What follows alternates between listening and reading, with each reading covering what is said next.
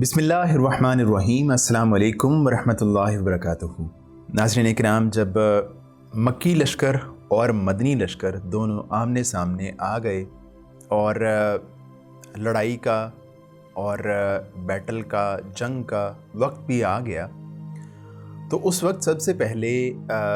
मक्की लश्कर की तरफ से जो शख्स सबसे पहले काम आया और जिसको मारा गया वो तलहा बिन तलहा अब्दरी था। ये काफ़रों में से बड़ा ही एक बहादुर शख्स समझा जाता था और उसकी जो बहादरी के चर्चे थे। और ये निकला मक्की लश्कर में से और अपने ऊँट पर सवार था और मुसलमानों को इसने दावत मुबारज़त दी, यानी कि दो बदू लड़ाई की, फ़ेस टू फेस एक बंदे का मुकाबला करना, सामना करना, इसको मुबारज़त कहते हैं। तो उसने दावत मुबारज़त दी। तो बाज़ रवायात के मुताबिक हज़रत अली रज़ी अल्लाह अन्हु और कुछ रवायात के मुताबिक हज़रत ज़ुबैर रज़ी अल्लाह अन्हु जो है वो निकले उसका सामना करने के लिए। और ज़ुबैर रज़ी अल्लाह अन्हु फ़ौरन जो है वो छलांग लगा के उसके ऊँट पर चढ़े और उसको पकड़ के नीचे गिराया और उसका सर जो है वो तन से जुदा कर दिया। तो उसके बाद इस मंज़र को देख के अल्लाह के नबी अलैहिस्सलातु वस्सलाम बहुत खुश हुए और अल्लाह के नबी अलैहिस्सलातु वस्सलाम ने फरमाया कि हर नबी का एक हवारी होता है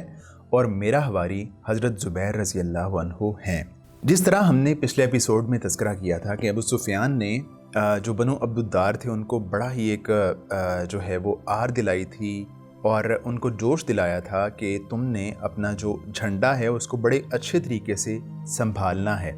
तो यही हुआ, बनु अब्दुद्दार ने इस लड़ाई में जो झंडा था उसको बड़ी ही जांफशानी के साथ और बड़े ही जोशो वलवले के साथ थाम के रखा।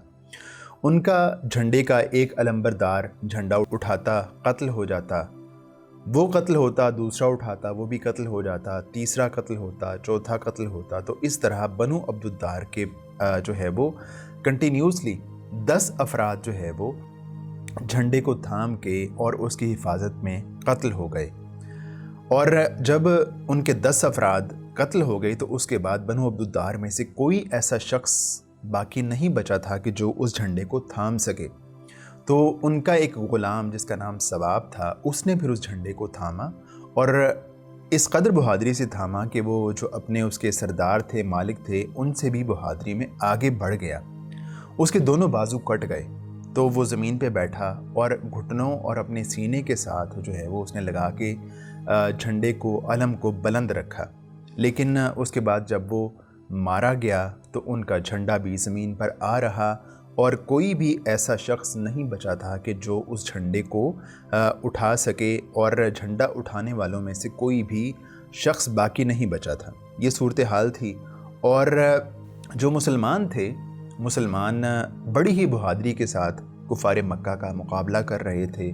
सामना कर रहे थे और मुसलमानों पर एक जो है वो रूह परवर जो है वो मंज़र उस वक्त मौजूद था और मुसलमान जो है बड़े ही अज़्म मुसम्मम के साथ कुफ़ार की गर्दनें उड़ा रहे थे। और हज़रत अबू दुजाना रज़ी अल्लाह अन्हु, जिन्होंने अल्लाह के नबी अलैहिस्सलातु वस्सलाम से तलवार ली थी और उसका हक़ अदा करने का वादा फ़रमाया था, वो अपना वादा पूरी तरह ईफ़ा कर रहे थे और अल्लाह के नबी अलैहिस्सलातु वस्सलाम की अता करदा तलवार के ज़रिए से काफ़रों की खोपड़ियों को उड़ा रहे थे।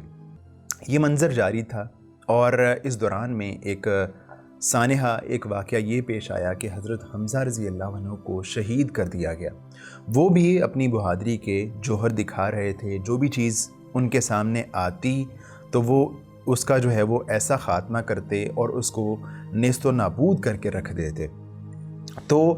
उनको इस जंग में शहीद कर दिया गया और शहीद भी जो है फ़ेस टू फेस लड़ाई में नहीं किया गया, बल्कि उनको छुप के वार किया गया और जो है वो बुज़दिलों की तरह उनको मारा गया। हज़रत हमज़ा रज़ी अल्लाह अन्हु को शहीद किया था वहशी बिन हरब ने। वो ख़ुद बयान करते हैं कि हुआ ये कि मैं जुबैर बिन मुतइम का ग़ुलाम था और जंग बदर में जुबैर बिन मुतइम के चचा तुअयमा बिन अदी उस जंग में काम आ गए थे, उनको कत्ल कर दिया गया था। और जुबैर बिन मुतइम को इस बात का बड़ा गम था और उसने वहशी बिन हरब से कहा कि अगर तुम ओहद में जो है वो मेरे चचा का बदला लो और اللہ کے نبی علیہ الصلوۃ والسلام کے چچا حضرت حمزہ رضی اللہ عنہ کو قتل کر دو، شہید کر دو، مار دو، تو اس کے بدلے میں تمہیں آزاد کر دوں گا۔ تو وحشی کہتے ہیں کہ جب جنگ احد کی تیاری ہوئی، لوگ جنگ کے لیے نکلے، تو میں بھی جو ہے ان کے ساتھ نکلا، اس نیت کے ساتھ کہ میں نے حمزہ رضی اللہ عنہ کو شہید کرنا ہے اور اس کے بدلے میں آزادی حاصل کرنی ہے۔ وہ کہتے ہیں کہ میں جو ہے وہ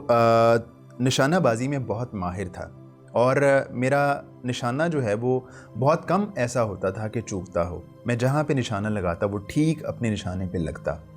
تو وہ کہتے ہیں کہ میں نکلا اور کفار کے لشکر کے ساتھ اس جنگ میں آ گیا، شریک ہو گیا۔ وہ کہتے ہیں کہ میں حضرت حمزہ رضی اللہ عنہ کا جو ہے وہ ان کو تلاش کرنے لگا اس لڑائی کے دوران۔ تو میں ایک پتھر کی اوٹ میں تھا اور حمزہ رضی اللہ عنہ مجھے نظر آئے، تو میں نے جو ہے وہ تیر تھاما، اس کو تولا، لیکن اس سے پہلے ایک اور کافر سبا بن عبد العزیٰ مجھ سے پہلے ان تک پہنچ گیا، اور حمزہ رضی اللہ عنہ نے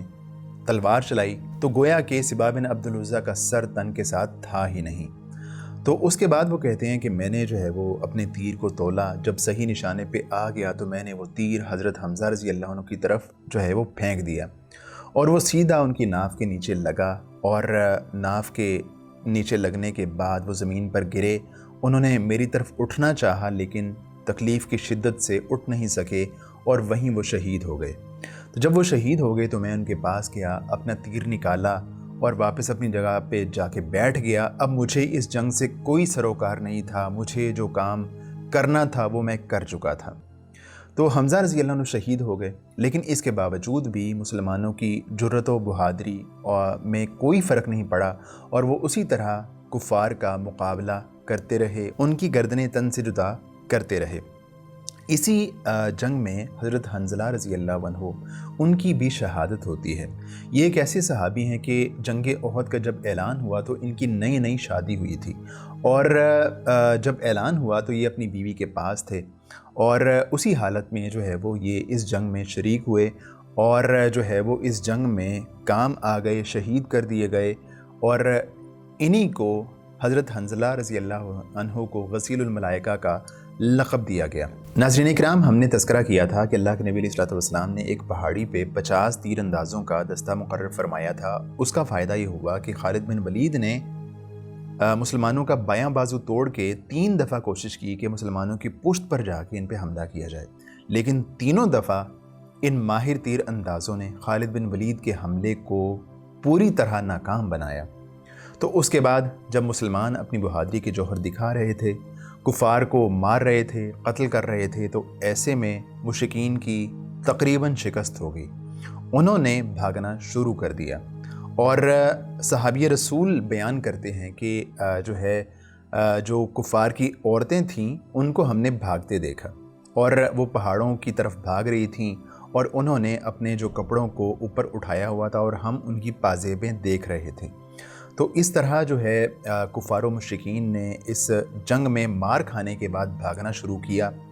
لیکن اس کے بعد جو ہے اس لڑائی کا منظر تقریباً بدل گیا، پوری طرح بدل گیا۔ وہ کیسے بدلا اور کیوں کر بدلا، اس پر بات کریں گے آئندہ ایپیسوڈ میں۔ اجازت دیجیے، اللہ حافظ و ناصر۔